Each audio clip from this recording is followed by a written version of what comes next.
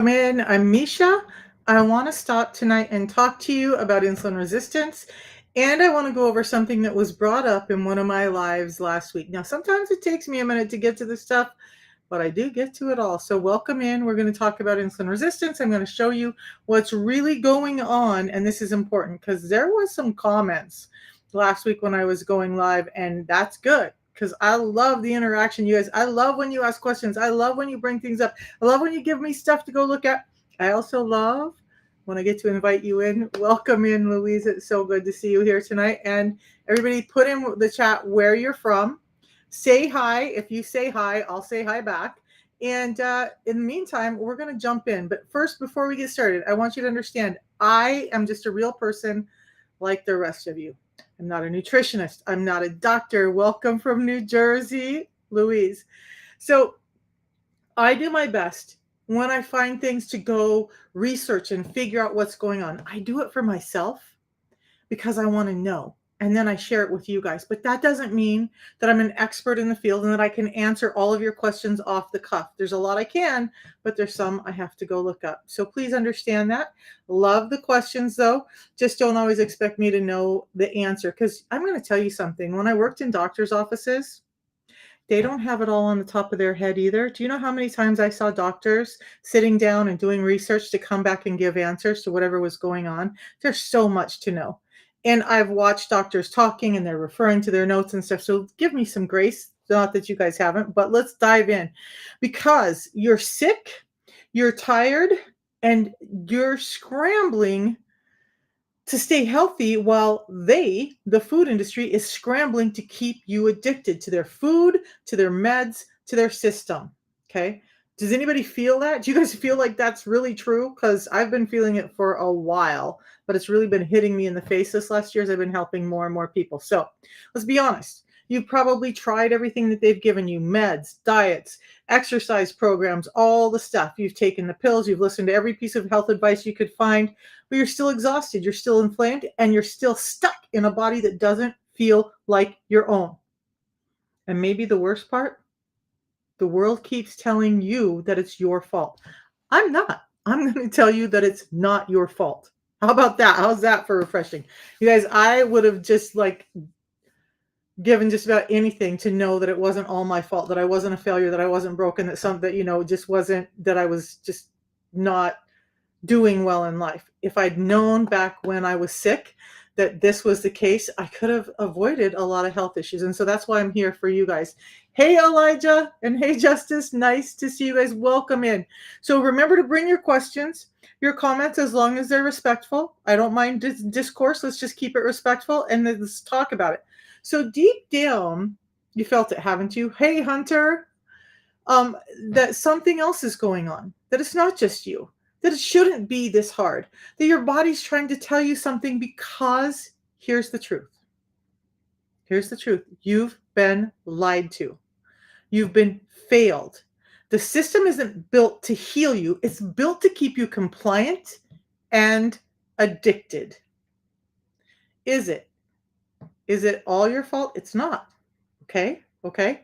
So if you know that, just keep that in mind. That's a common theme with me, right? Not your fault. You've been engineered to be addicted, or the food that they give you is engineered to keep you addicted. And that's what's making you sick. If we were getting the same food that we were getting 50, 60 years ago, most of us wouldn't be in the position we're in. Louise says it's a setup. And Louise, I completely agree. It's totally a setup. You guys, when we had foods back before Ansel Keys started talking about how fat was bad for you, then they said, okay, we got to get rid of the fat, but now there's no flavor in the food, so we got to flavor the food, and so we're going to put sugar in because that's going to give you flavor. And then they realized this: sugar keeps you hungry. Sugar keeps you addicted. Sugar keeps you coming back for more, where fats keep you satiated. They keep you feeling full. They feed your hormones healthy. They feed your gut healthy. They feed your heart healthy. They feed your brain. And we're told that they're bad for us and instead have all the sugar, right? That's a problem. Hey, Tanya Lee, so good to see you. Life Dancer, good to see you in here too. So we know that that's the problem. So if you're suffering with things like brain fog, anxiety, depression, heart palpitations, high blood pressure, liver problems, kidney problems, skin problems, gut problems, joint problems, inflammation, bleeding teeth and gums, eyesight that's failing, hair that's falling out, hormonal issues. Did you guys know all of those are symptoms of insulin resistance? If you're hungry all the time, you're likely insulin resistant. If you're thirsty all the time, if you're craving salty foods all the time, you're probably insulin resistant. But instead of them saying, hey, the food is not doing you well and we need to address this, they go, here's a pill, go eat the crappy food and then take our pills, right? Eat the crappy food, take our pills. That's been the answer for a long time. And it's doing us a disservice. Whew. Something just came up and somebody's name is very similar to my uncle and it said arrest him. And I'm like, what? He's dead. Sorry. Okay, so that just threw me off. But let's talk about that. So the truth is, and I want you guys to really understand this, the food industry, and there's been so much more coming out with Casey Means, Callie Means, all these other people talking about the food industry and how they actually design and engineer the foods to keep you hungry so you'll keep buying more. Sounds like a good business model, right? You're hungry, you're buying more food. You keep buying more. Every 20 minutes you're hungry, every 30 minutes you're hungry. And then on the back of it, they're telling you to eat every 2 hours to keep your metabolism steady. And the biggest lie of all is probably that, because eating every 2 hours destroys your metabolism long term, and now you have more of a problem. And we're going to go over why that is. And they've also found that when they tell people to eat every 2 hours, which works out to be about 6 meals a day, 3 big meals or 3 smaller meals and 3 snacks, you are eating 12 to 16 times a day without realizing it. So Snickers, yeah, I used to love Snickers and Reese's, ladies. I get you. Snickers, Reese's, salt and vinegar potato chips, and a big old Diet Dr. Pepper. Those were my go-to to help save me from the energy crashes, right? But my heart was failing. I couldn't take Bang energy. I couldn't drink Red Bulls. I couldn't drink coffee. I had a job that I had to be alert and awake. And it was a struggle, because if I did those things, it was going to hurt my heart. But if I didn't do those things, it was hard to keep up with my job. So yeah, used to love all of those things. Tanya Lee and Louise, I'm trying to put your names together. Just went to DG, no Snickers, no snacks tonight. Yay. Okay. And you guys, I'm going to talk to you about this food thing. We're going to finish that up, but I want to tell you something. I took that beautiful, lovely 8-year-old grandson of mine to the movies the other night. We went to see Minecraft. Now, I haven't done this for a long time, and I had popcorn, and I had some M&Ms. And later that night, I was so sick. It was unbelievable. When you start understanding how unhealthy these foods are and you get away from them and you have just a couple of mouthfuls, you'll get sick and you'll know why you were feeling so bad your whole life. So yeah, no snacks bought. You guys, today I think I've had one meal. I'm trying to figure out how to fit the second one in because I've been kind of a night owl lately. But it's okay if I don't have another one, because the protocol that I'm going to talk about has a ton of nutrients in it. So I'm getting my nutrition to my body, even if I'm not eating all the meals. Now, I eat 2 meals in a day. I do not count calories. I do not care. I eat what's on my plate. I eat protein and then fats, fiber first, and then I'll have my carbohydrates after. I just watched the guy who does all this stuff on blood sugar, where he ate eggs before he ate a Twix bar, and it reduced his blood sugar spike by about half. You guys, it's real. Eat your protein first in your meal. That's going to save you a lot of time, trouble, and effort. But even before that, if you have a scientifically designed fiber that I'm going to talk about, before you eat the protein even, it's going to help that insulin spike even more, and you are going to find yourself getting healthier and healthier. Fiber first, protein next, fill up with fats, and then save those carbohydrates for last. You'll be so much better.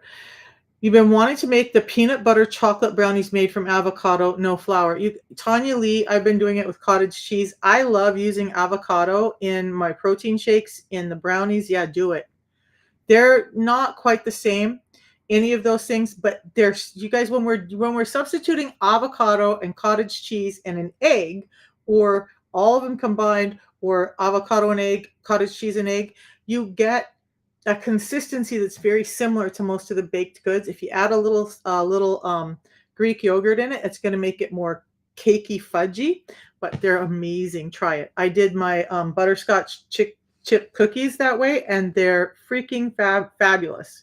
Yeah, it's a nice treat, right? But look, if you can have that treat, switch it to something that's predominantly protein, like you're talking about, then have it.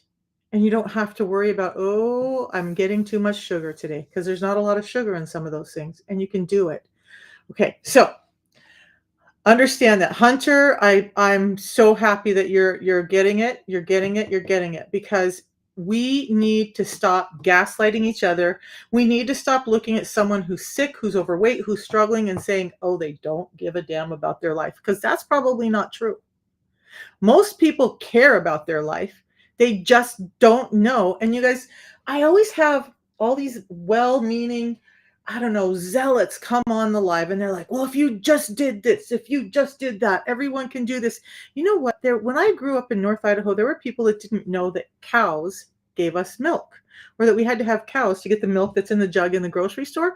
So we're not taught. And if we're not taught, we don't know. So let's stop gaslighting each other and understand that what we've been taught has been wrong, completely wrong. And what we need to do is start getting taught what's right and what's new and what's happening to be proven in today's science, because science is expanding. So we have more and more information. All right.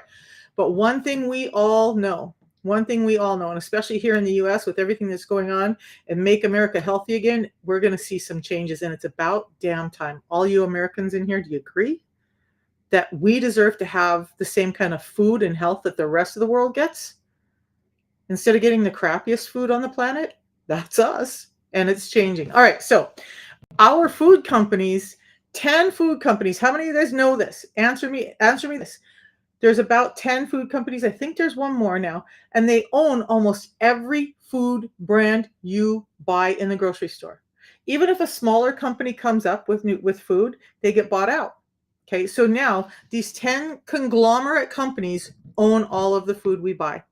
Pretty much all of the food we buy in the grocery store. If their goal is to keep you hungry, so you'll keep buying their food, and they keep coming up with new stuff that you can eat, and new snacks, and new cereals, and new this, and new that, and higher fiber this, and higher protein that, but what they're filling it full of is junk, and they're not telling you that they're filling it full of filler, junk, waste. They keep your dollars in their pocket, and then you're sick. And guess what? You've spent so much money on their food, you can no longer afford your health care. Let's turn it around. And the solution I'm going to talk about is $5 a day. You guys, if you can't do $5 a day for your health, I can't help you. I can't.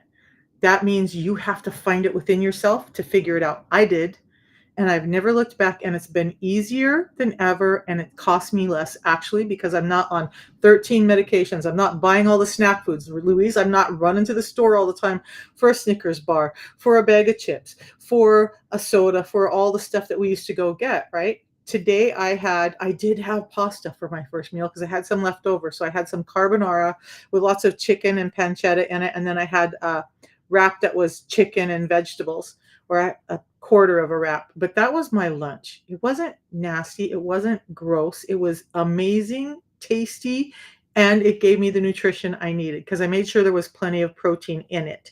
Now, that's how we should live.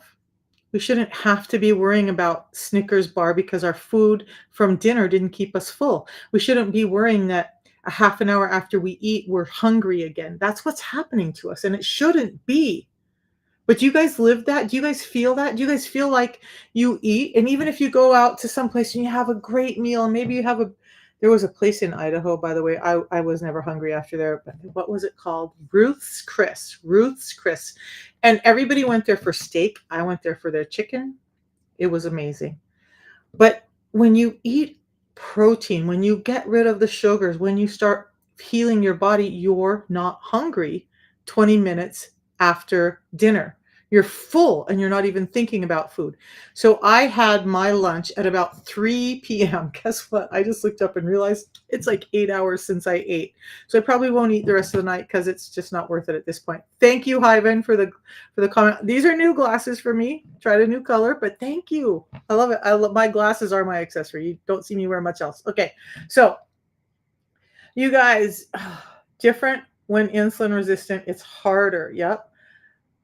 Yep, yep, yep. Okay, so wanting to make the peanut. Okay, got all that. All right. So the one thing I wanted to really dive into tonight before I get too off track was these lies. Now I'm going to bring up some of the lies. We can talk about some of the other ones later or in another live because I'm short on time tonight. But first, remember I said when Ansel Keys came along, they said fat makes you fat, fat blocks your cholesterol or builds cholesterol, fat clogs your arteries. Lie. How many of you guys know that's a lie? It's sugar that's doing those things. If it's healthy fat, omega-3 type fat, the healthy saturated fats, not the overload of omega-6s and the trans fats and the seed oils, those healthy fats, extra virgin olive oil, avocado oil, coconut oil, butter, ghee, and your animal fats, including your egg yolk, those are the ones that are actually healthy. But they've lied to you. And so you're buying the low-fat milk products, you're buying the low-fat products all over the counters. But what they do is they fill it full of sugar to keep it healthy, to keep it tasting good. And then they fill it full of all kinds of other fillers that have no nutritional value really to you, so that they can give you a food source that keeps you coming back, keeps you addicted, keeps you craving inexplicably their food, right? When you start getting real nutrition in, all of that starts to go away. And I'm telling you now, it's not your fault that you've been lied to, okay? So what spurned all of this tonight was that last week we were talking, and some guy, some know-it-all, they come in once in a while, was telling, saying this protocol that I talk about is crud, and he was talking about how it has stevia in it because he actually went and looked it up, and he said that stevia was bad for you. Have you guys heard that stevia is bad for you?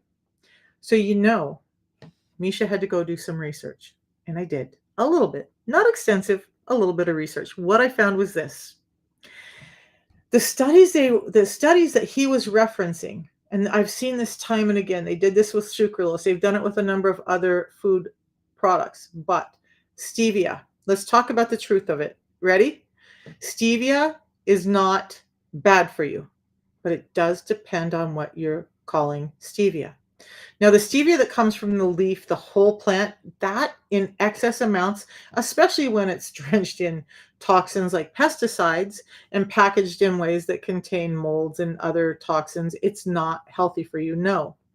But what we use in these products that I'm talking about is riboside. And riboside is an extract of stevia that has been proven to be extremely healthy. Okay. And the other thing with the studies that he never sent me the studies. I had to go search for them, but that's the kind of girl I am. So I went and found some studies. And what happened is it was done with the leaf. And just like sucralose, the studies they did with sucralose, they gave them 375 times the sucralose that they should have gotten in a day over a long period of time. Of course they got sick. If you guys upped say I drink a gallon of water a day. If I upped that to 375 gallons a day and did that for 30 days, would I get sick? Would my body break down? Yes, it would. The same thing is what they did with stevia. They gave it to rats, not human beings, in high doses, and they gave them the very low grade stevia that probably had all this other stuff on it. Now, one interesting thing that I found is that Truvia and some of the other stevia products are less than 3% actual stevia. They are a lot of filler, and that is where some of this is going wrong. So be careful with the stevia product you buy. Do some research on it because, yeah, some of them can have as many toxins as sugar and probably be in some ways dangerous.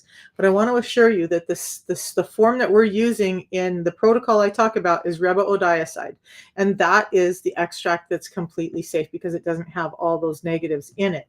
So The study was done on rats, not humans. They used high doses of crude stevia leaf, not purified forms, and it's completely irrelevant to what we use with the riboside, the sweetener in Unimate and Balance. Okay, this compound that we use doesn't spike insulin, it doesn't fuel fat storage, and I hate this term, but it's considered generally recognized as safe by the FDA. Now, let's just throw that bit out because I don't trust them with anything really.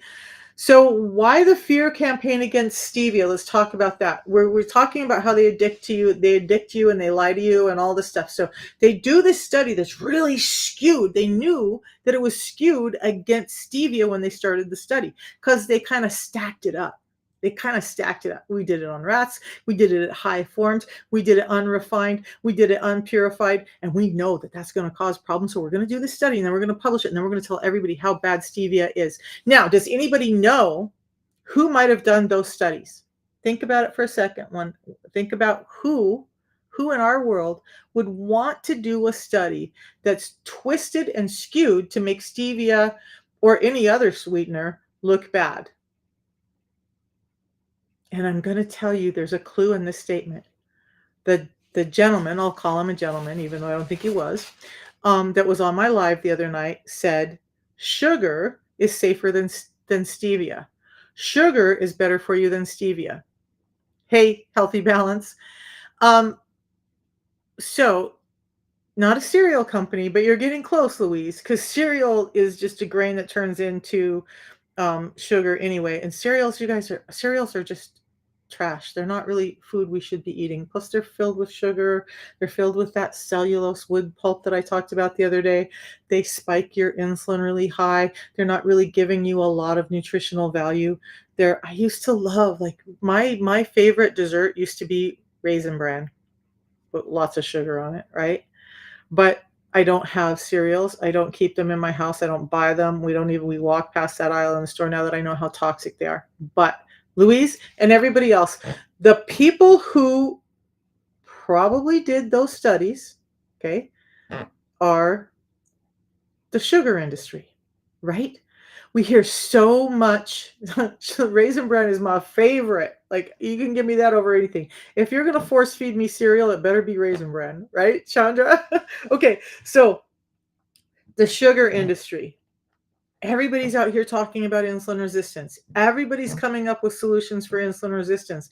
Everybody's talking about how sugar fuels the high insulin that's causing insulin resistance.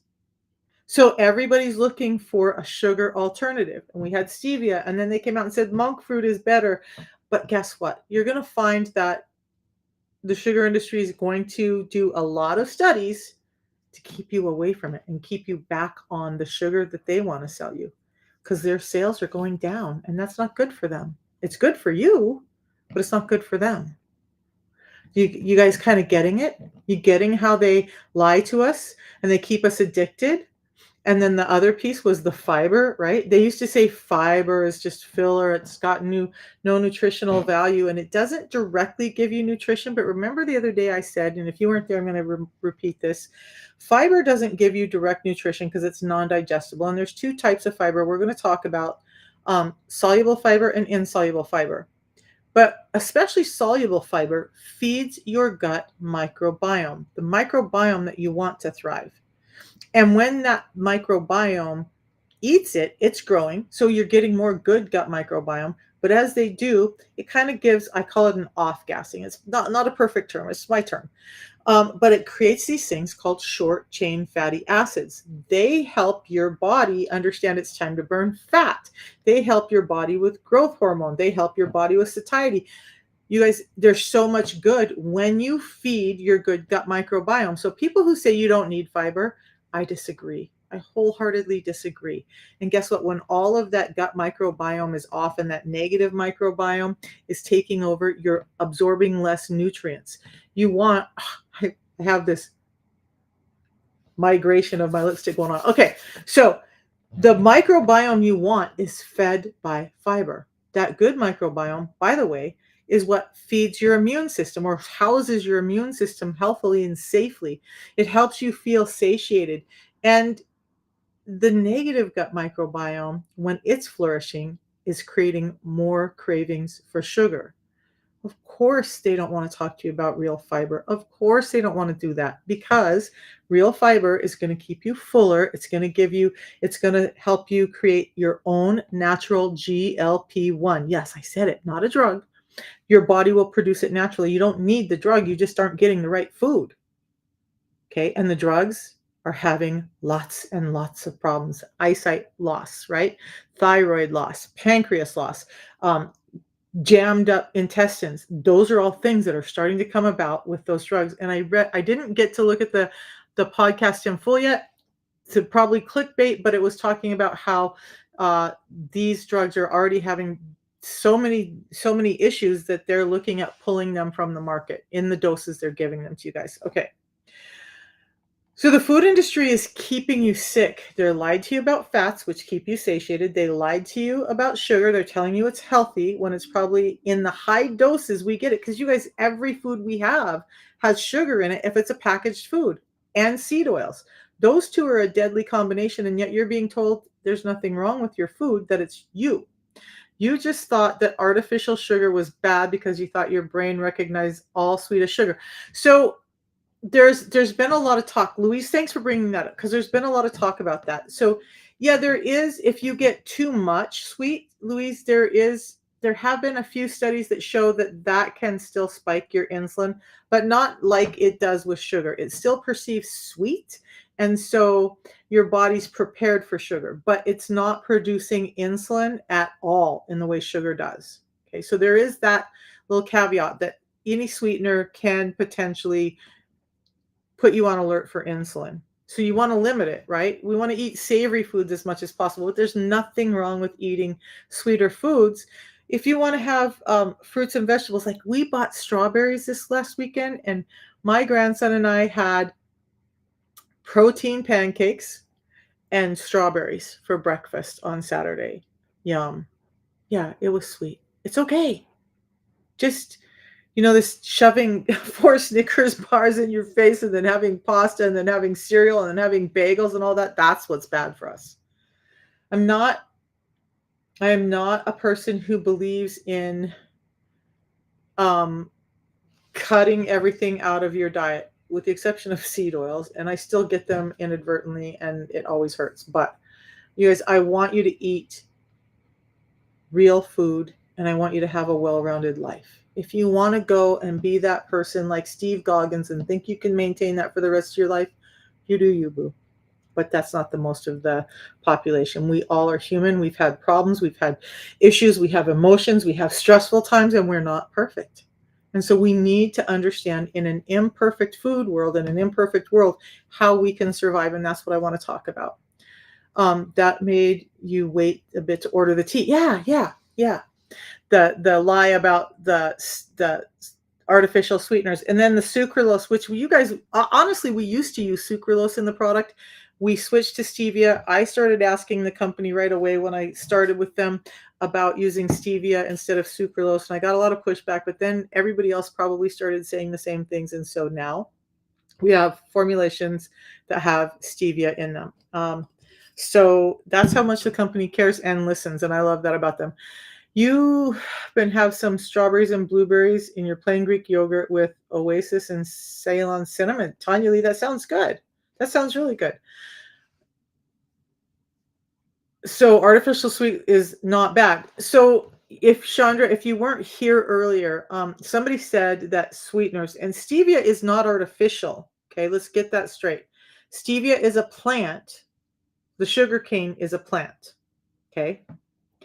What's happening with stevia is there are different grades of stevia. There are grades that are just cheap for them to produce because they're full of a lot of fillers. And like I said earlier, some of those are less than 3% stevia in the package that you're getting. And that's where some of these problems are coming in, where people have issues. And then the sugar industry comes back in and says, stevia is so bad for you, don't buy that stuff. And then the food industry is making stevia bad for you, so you'll buy more sugar, whatever. But stevia is a leaf. So in its raw form, unrefined, in high amounts, it can be bad for you. But let's take a look. The studies that they did for that stevia is bad for you was done on rats, and it was done, I don't have the exact amount higher that it was supposed to be, but it's somewhere in the 2 to 300 range, amounts higher than they were supposed to get in a day, and they do it for like 30 days. If you have any nutrient, water is not a nutrient, but even if you have water at 300 times the daily recommended amount, are you going to get sick? That's what they did with stevia. Now, who would do that? Remember, I said this, that my inclination, because I didn't actually go look at the sugar industry and do all the trace back to see who actually did the studies. But my inclination is that it was probably the sugar industry that came along and said, "Hey, we have to shut this stevia stuff down, and so we're going to make it look bad." They studied it on rats. They studied it at about 300 times the dose that should have been given, and of course, they got the answer they wanted. Okay, so the stevia that we use. So there's two things in the products that we have that I always get people say, but. So let's talk about it. Stevia is one, but it's in the form of ribosidiazide, and that is very safe, and it's refined, and all of the stuff that was in those studies that said stevia is bad has been removed from the ribosidiazide. In fact, ribosidiazide form of stevia has been proven many times to be safe, and so much safer than sugar. Okay. I don't remember what number 2 was now because I get off track. I hope that helps answer some of it, Chandra. So, oh yes, and the other thing that we have in the food, that's what it was maltodextrin. How many of you guys have heard that maltodextrin um, is spikes your insulin? Um, I can't remember, Chandra, is Splenda aspartame or sucralose? If you can answer that for me, I might be able to give you an answer, but I don't remember right offhand which one Splenda is. Aspartame, yes. Every nutritionally educated doctor that I've had said, yes, the stevia is sweeter than sugar, and that's why we use such a tiny amount of it, Louise. So where we would have to use more sugar to get the sweetness that we have in the tea, we have to use a very, very small amount of stevia, and that small amount, because it's so sweet, does not spike your insulin in the way that sugar would. Now, the other thing is your body's going to kind of be on alert anytime you get high amounts of stevia, but it's not going to start to activate a ton of insulin unless there's actually sugar floating through the bloodstream. Okay. There's cues. Your body gets cues. You get a cue in the morning to wake up and your cortisol spike, but that doesn't mean your blood pressure goes out of control, right? Your body gives you cues all the time. Okay. So sucralose is sweeter than sugar, but we use it in small amounts so that it's not that sweet and won't spike your insulin. Splenda is sucralose. Okay, so let's talk about sucralose then, Tanya Lee. So the ones that we're saying, again, the ones that are saying that it causes cancer and all of that, and I don't know about sucralose or Splenda in particular because I don't remember all the other additives, but sucralose is safe in normal doses. Now, and I don't have off the top of my head again the dose that was normal because we just don't even deal with sucralose anymore. But the studies that were saying that sucralose is bad for you were giving people about over 300 times the amount of sucralose that they should have gotten. And I think that study was rats as well. I'll correct myself. And they gave it to them at such a high dose for a long period of time until their bodies started to break down. And then they said, oh, it causes cancer. It's really bad for you. Okay. So that's where some of those come from. If like the amount that we used in our Unimate back in the day has been tested as safe multiple times. Sucralose is the safer of the two. So if you're looking at aspartame and sucralose is the one that's safer in small amounts. But make sure that it's a pure kind. You guys, this is one of the other things that the food industry has done to us, and most of us don't recognize, is that they give us things that are impure. They fill it full of fillers and full of crap because they just want to get it to you as cheap as possible and make you believe that it's as good as they can make you believe it is. Okay, so a lot of these have a ton of fillers in them, and that's where the problem is. Maltodextrin maltodextrin. I never knew it was bad like sugar. Yes, okay. Oh, the maltodextrin, right? So it's resistant maltodextrin that's in our products. And I don't think I finished that. So maltodextrin can spike your blood sugar as high as insulin and higher. Resistant maltodextrin, different molecule, does not spike your insulin or cause those problems. We use ribosidiazide form of stevia. We use resistant maltodextrin. Okay, our scientists are smart. They care about your metabolic health. And yes, we employ our own scientists. And guess what? This amazing Dr. Bickman, who wrote this book, is on our advisory board. This year, we have some events going on. Dr. Mindy Pelz is coming to speak for us. Dr. Jason Fung is coming to speak for us. Of course, Dr. Bickman is coming to speak for us, and a number of other scientists in the field. This is important because the only reason I bring that up is I want you guys to trust that this is real. This isn't some BS that somebody threw out there. This is real. It's not some supplement that everybody goes, turmeric's good, so go out and buy all the turmeric. This isn't turmeric, but you get what I'm saying. This is real. It's science-based. It's in the prescriber's digital reference, and it's your way out, or can be your way out of insulin resistance and all this falling house of cards. Okay. Yes, that we have our own botanical research lab, and this is all botanicals. This is not pharmaceutical. They're nutraceuticals because we use botanicals for our products. So excited to go and hear them all. Tanya Lee, I don't know how many I'm going to get to see, but I geek out. I would rather see those guys than any rock star, movie star, any other public figure. I would rather see these scientists than any of them. So I hope I get to see you there at one of them. Okay. But I've got a lot going on this spring, so some of those are just not going to happen for me. All right. So the solution, we've got to understand that we've been lied to. Our food is imperfect, right? We need to know.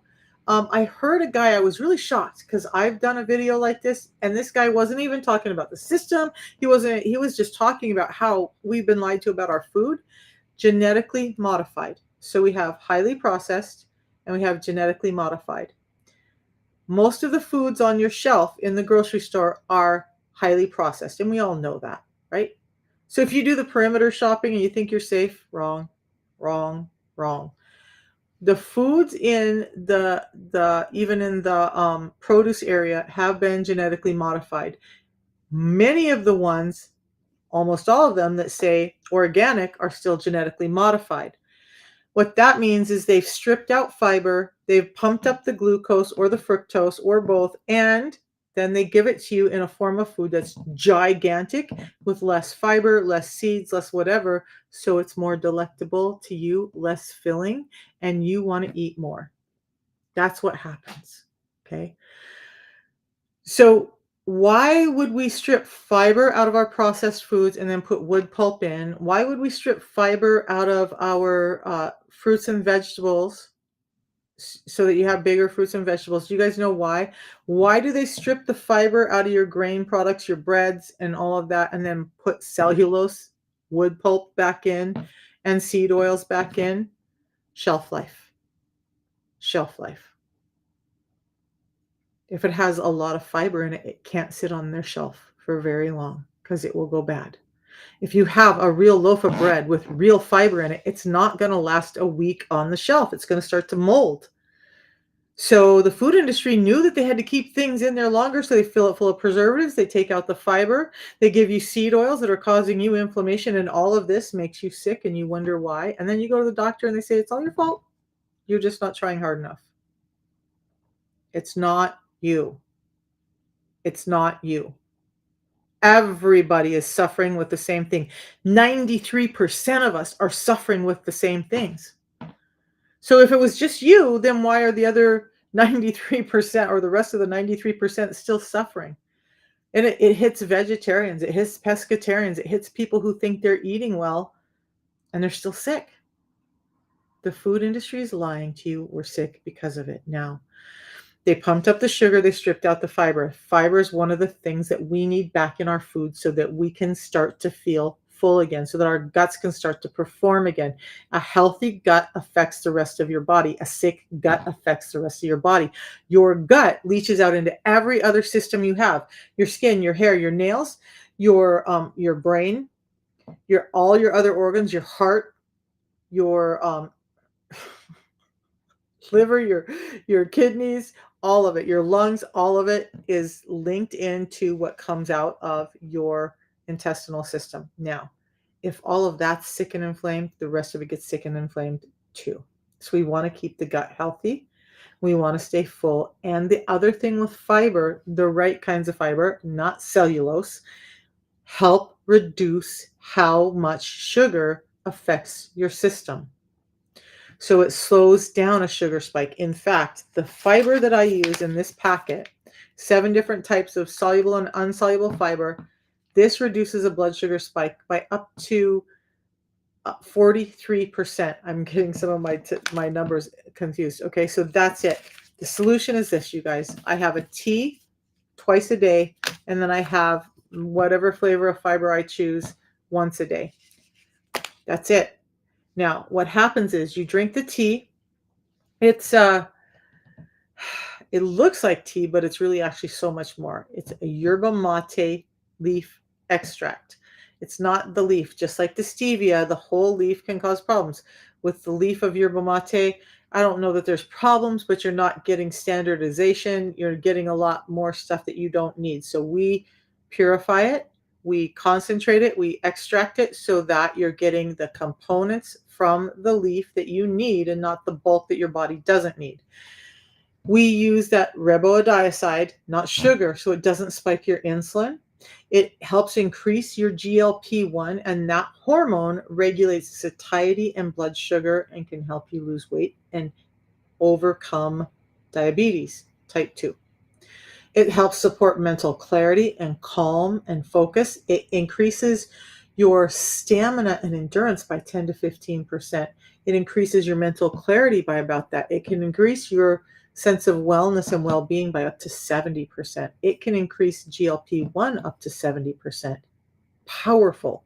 And it's packed with almost every vitamin and mineral you need to sustain life. Okay, so instead of having food that's deficient of all the things we need, it's really packed full of everything we need. And that's how our bodies start to heal. Simple. Simple yet so complicated, right? Because you're not going to find this stuff. And our food is so deficient. Many of these doctors are talking about we have to supplement because our food has been modified so many times to Sunday that it just doesn't compute with our body. We have to supplement some of these things to get our health back. It's just the world we live in today. I understand. I don't want to be in this type of world either, but it's where we're at, and so it's what we have to deal with. So that means we've got to put back what's been stripped out so that we can have a healthy life again.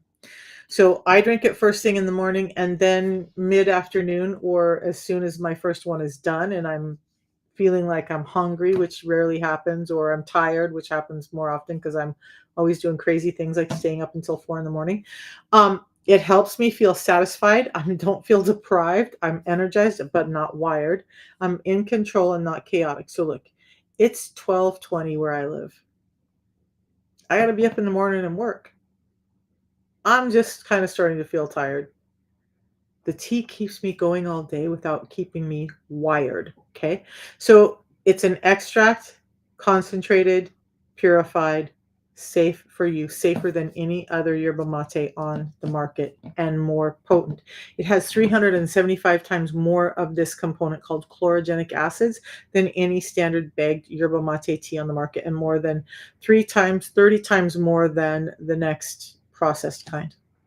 So the fiber that the tea is helping you be more insulin sensitive, helping you with sugars, it's helping you with energy, it's helping you with satiety, it's helping you produce GLP-1, all amazing. And it tastes great. It tastes like a lemon iced tea.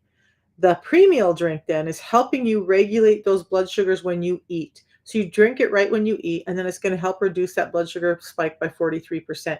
The fiber then goes in and feeds the good probiotics, the probiotics in your gut, because it's not enough to just take probiotics. You got to feed them.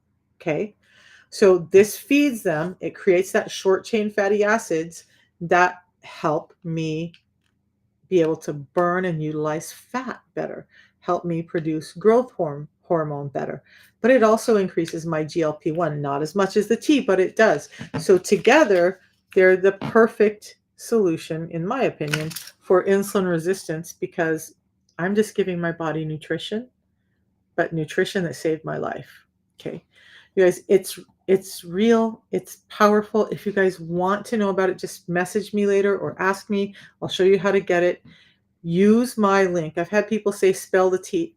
You guys just use my link. You get the best price you're going to get when you use my link. Plus, you get to ask me all the questions you want. Okay? Look, when you stop feeding the addiction that the food industry has like just wrapped you up in, when you finally give your body the right support, everything for your life can change. Your brain fog lifts, your energy lasts longer, your cravings quiet down, your belly starts to flatten.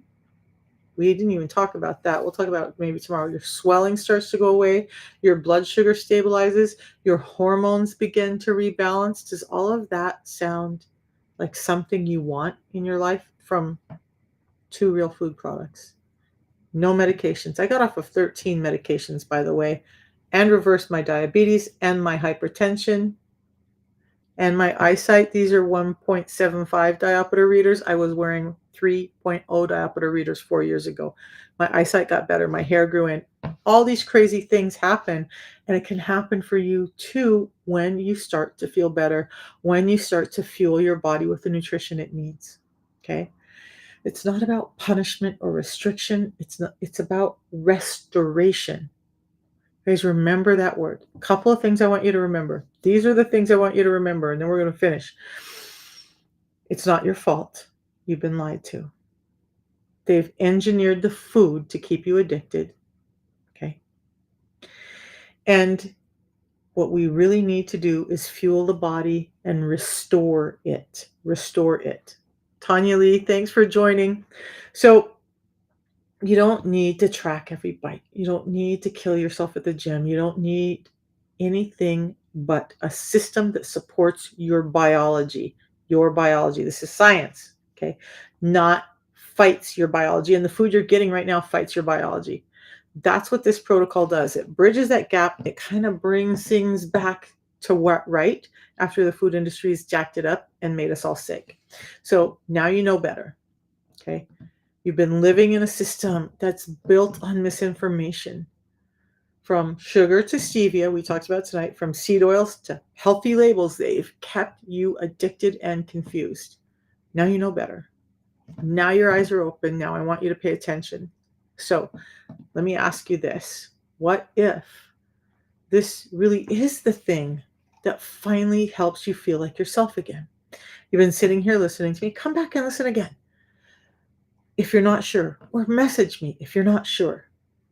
What if this is the thing that actually gets you over that hump, that actually changes your life? Because it was for me, and it was for my family, and it's been that way for thousands of others. I'm going to talk about my story really quick.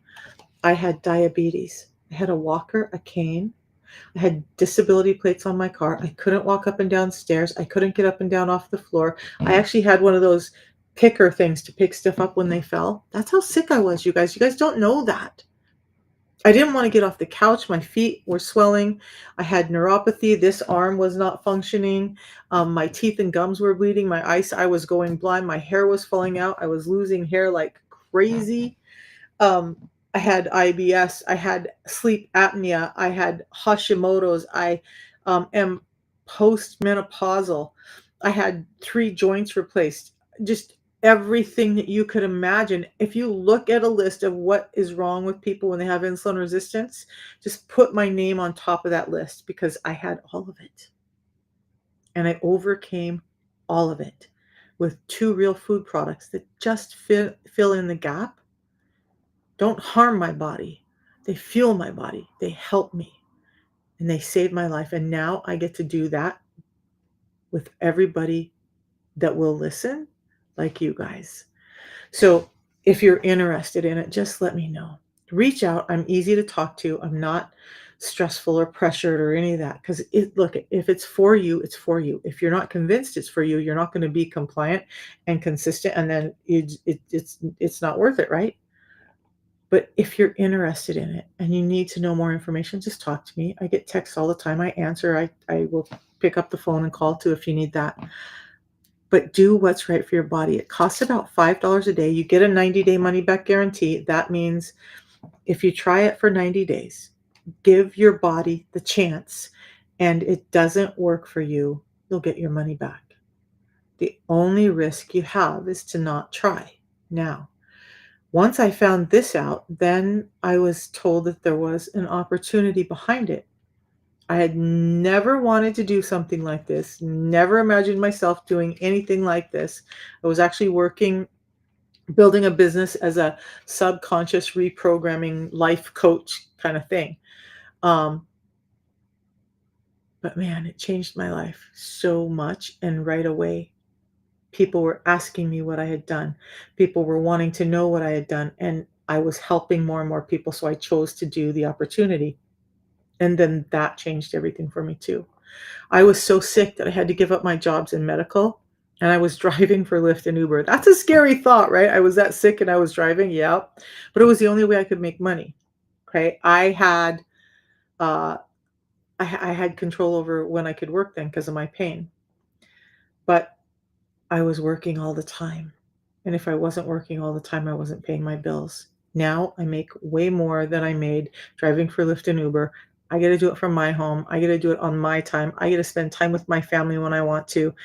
And at the end of the week, I have my grandson for 14 days, and we have lots of escapades planned. I get to go do that with him because I'm in control of my schedule. I'm in control of how much I want to earn, how much I want to work, who I want to work with and who I don't want to work with.